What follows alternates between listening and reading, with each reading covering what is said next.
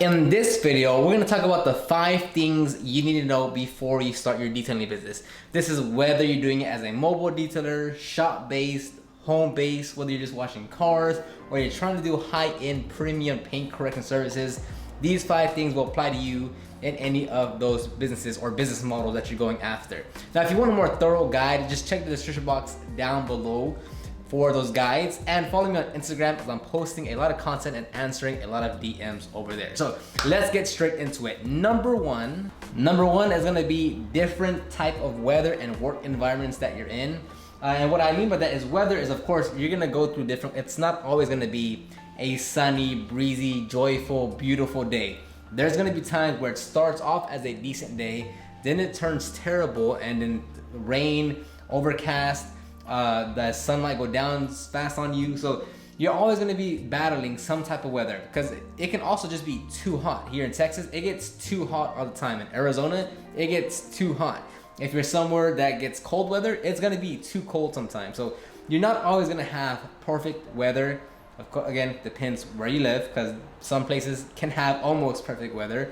But just notice that you're going to go through different weather conditions, and quite possibly on a daily basis, meaning one part of the day it's raining, the second part of the day it's nice and sunny. So a lot of times there's been like I rescheduled details because in the morning it's raining, 1 or 2 hours later it's a sunny day. So you're gonna run into those things quite often, and none of these are in order of importance. I'm just kind of putting a number to them, but they're not ranked in order of importance.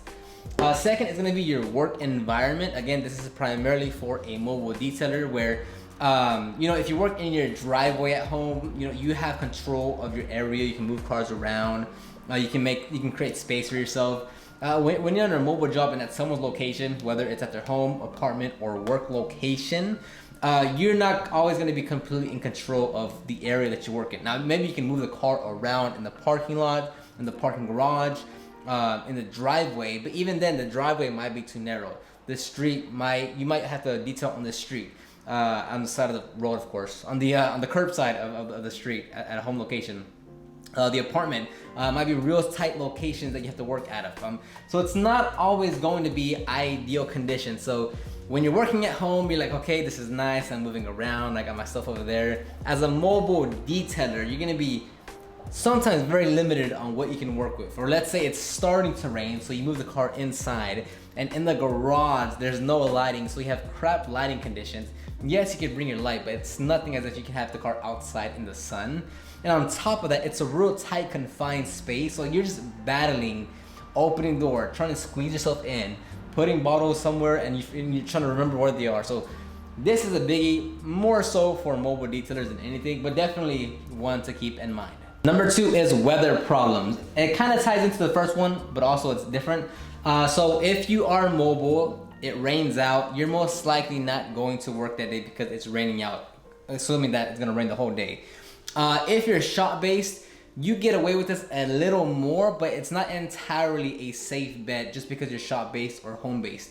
Meaning, okay, I as a mobile detailer can still service a customer's vehicle if they have a garage, right? If it's raining, thundering, snowing, I don't get snow, but for you guys, for an example for you guys, snowing, you're not gonna work in extreme conditions where it's flooding or anything like that. But with rain, snow, if it's really hot outside, you can move the car into a garage and you're good to go. With a shop, you can still work even if the weather is against you. The problem you might run into, and that you will run into, is depending on how extreme those conditions are, right? You might be saying, well, I have a shop, so the customers can bring me their cars. I can still work if it's snowing, super cold, super hot, what have you. The problem being is that it is the customer that has to go through those headaches to get to you in those extreme conditions. So often than not, it'll work out at the end, but it's definitely not a guaranteed thing that if it's raining pretty hard outside, the customer can easily be like, I don't feel like going through this weather. I have to get someone to take me back home. I don't want to do that. I don't want to get wet. It's going to rain tomorrow again. I'll just reschedule it. That's also something that can happen very, very, very easily, because now it's the customer that has to go through it. The customer has to drive to you and figure out those logistics. So just because you have a shop does not guarantee everyone's still going to come to you.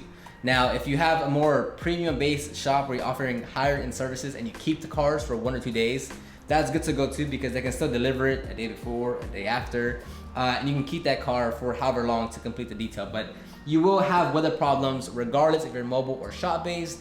But I would say for a mobile detailer, you're more inclined to be challenged by the weather. Number 3, which I don't think many of you understand, is that detailing is a labor intensive job, regardless of what type of detailing that you're doing. Whether you're just washing cars, whether you just focus on interior cleaning, whether you just do paint correction and coatings, all of that is very labor intensive. You're getting up, getting down, bending down your knees, you're standing up for a long period of time. You get very minimal breaks depending on how you're working, if you're mobile or not, depending on the job that you're doing, on the time frame. But it's a very, very labor intensive job.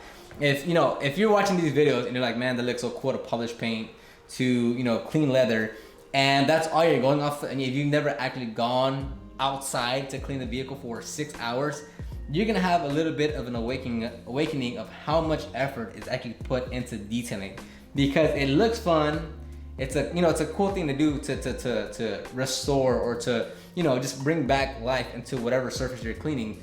But a lot of work goes into this. On top of that, add the bad weather. Whether you're shop or mobile, when it's hot outside, it's hot outside.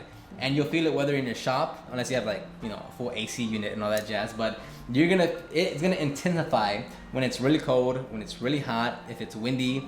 And windy, I mean it's gonna be blowing in debris everywhere, leaves, and you keep on working over yourself because it keeps on getting onto the car or into the car.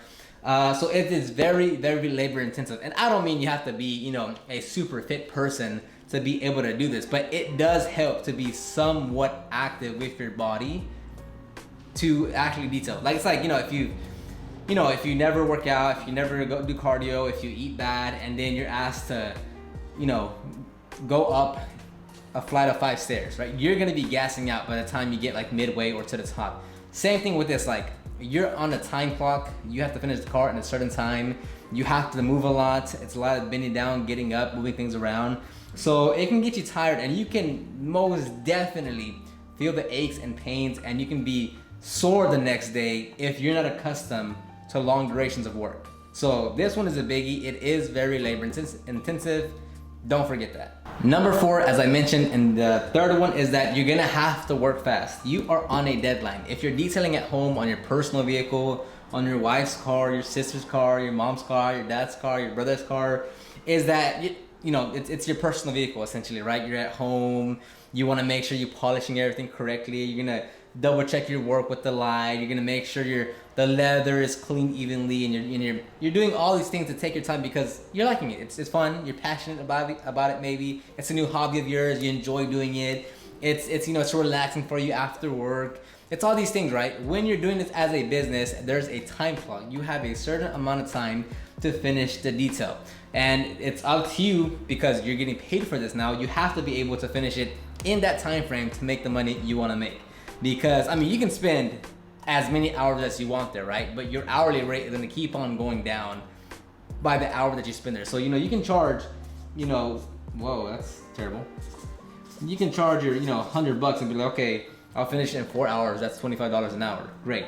And then you're just like, oh, but I can do this, and I can do that, and I can do this. And you add more and more time to it, and you want to make sure you're doing everything correctly, and you're taking everything too far for what you're not being paid for. That $25 an hour can drop easily to 17, 15, 10 bucks an hour if you're not careful.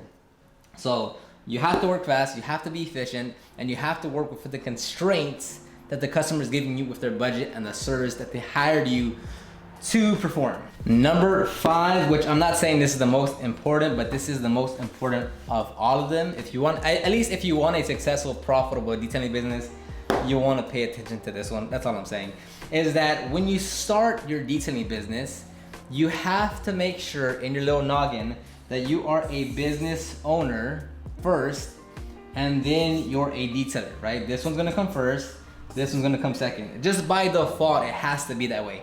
If you strictly want to be an auto detailer, a paint correction specialist, an interior cleaning specialist, and that's all you want to worry about, then you definitely go find a job with a company that just that hires you to just be a detailer. That's like, if that's all you want to do, like that's really all you really care for, is you need to go get a job with someone that offers the services that you want to work with. Because as a business, as a detailing business, you have to focus on many other things that have absolutely nothing to do with detailing.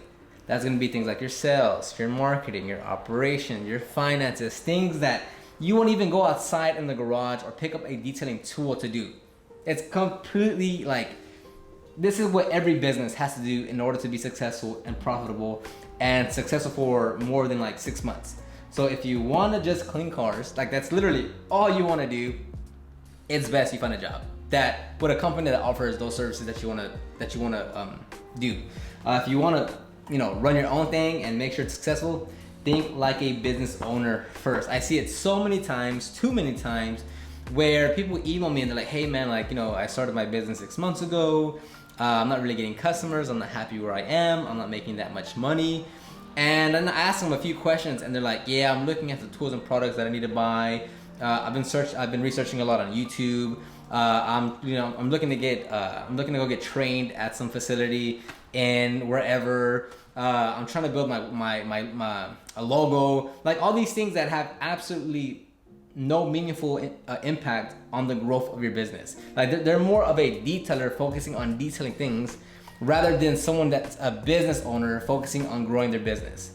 So you have to be a business owner first, someone that wants to grow a business, and then you'll be a detailer second. Now don't get me wrong, once you're out there in the field and you're working on someone's vehicle, you're 100% a detailer first, business owner second. But most of the time, when you're talking to customers, booking customers, accepting payment, when you're creating your website, you're thinking as a business owner first, and then a detailer. That was a big wake up call for me when I started my business. Once I got this down, things started to fall more into place of like, oh, okay, like I don't need to be reading all these threads on Facebook groups and on detailing forums. I don't need to like look at what's new from these different brands. I definitely don't need to like, focus on like what other detailers are doing in their detailing process. Like that's all irrelevant when it comes to booking customers and generating revenue for your business. Again, I'm not saying these are the top 5 at all. These are just 5 that I thought about, but I would say this one is the most important one. There's many other things that you're gonna realize as you start and grow your detailing business. I could have made this easily a list of 50, like super easy, but wanted to cap it off at 5. So if you have any comments, questions, concerns about any of these, leave those in the comment section down below. Again, follow me on Instagram, send me a DM, engage with me on my stories, comment on my content, and look down below under this video to download those guides on starting your business. Other than that, hopefully you got something out of it. I'll see you on the next one.